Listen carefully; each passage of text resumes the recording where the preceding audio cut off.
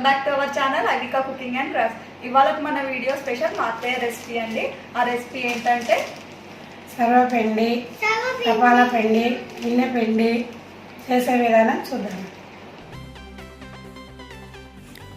సర్వపిండికి కావాల్సిన పదార్థాలు బియ్యపిండి, శనగపప్పు, ఉప్పు, కారం, పసుపు, నువ్వులు, జీలకర్ర, ఉల్లిపొరక, కరివేపాకు. దీని తయారీ విధానం ఇప్పుడు చూద్దాం. ముందుగా ఒక బౌల్ తీసుకొని అందులో 1 కప్పు బియ్యపిండి తీసుకోవాలి. ఇప్పుడు ఇందులో కట్ చేసి పెట్టుకున్న ఉల్లిపొరకను వేయాలండి. మీ దగ్గర ఉల్లిపొరక లేదంటే నార్మల్ ఆనియన్ కూడా వేసుకోవచ్చు. 1 అవర్ నానబెట్టిన శనగపప్పు, 2 టేబుల్ స్పూన్ నువ్వులు, 1 టేబుల్ స్పూన్ జీలకర్ర, 1 టేబుల్ స్పూన్ కారం పొడి, ఉప్పు తగినంత,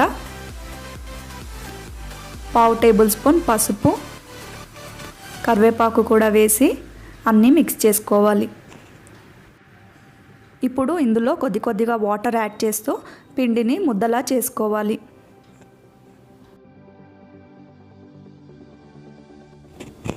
ఇప్పుడు ఈ పిండి ముద్దని ఒక 15 నిమిషాల వరకు నాననివ్వాలండి. ఈ స్టెప్ ఆప్షనల్. నాననిస్తే ఉప్పు కారం మంచిగా పడుతుంది. ఇప్పుడు ప్యాన్లో కొద్దిగా ఆయిల్ పోసి ఒక పెద్ద సైజ్ పిండి ముద్దను తీసుకొని చేతితో వత్తుతూ ప్యాన్ మొత్తం స్ప్రెడ్ చేసుకోవాలి. ఈ తపాలా రేకులు కొద్దిగా సన్నగా చేసుకుంటే క్రిస్పీగా వస్తుందండి. ఇప్పుడు మధ్యలో ఇలా హోల్స్ చేసుకోవాలి.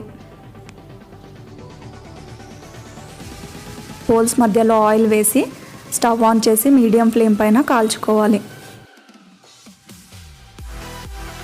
ఇది కొద్దిగా వేడైన తర్వాత దీనిపైన మూత ఉంచి బ్రౌన్ కలర్ వచ్చేంత వరకు కాల్చుకోవాలి.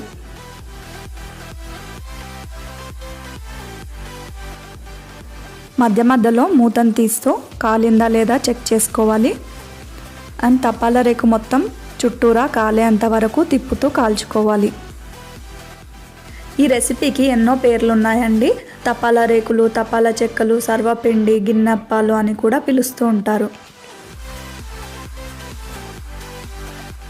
ఇప్పుడు ఒక side crispy and brown colour అయిన తర్వాత దీన్ని ఫ్లిప్ చేసి ఇంకో సైడ్ కూడా కుక్ అవ్వనివ్వాలి.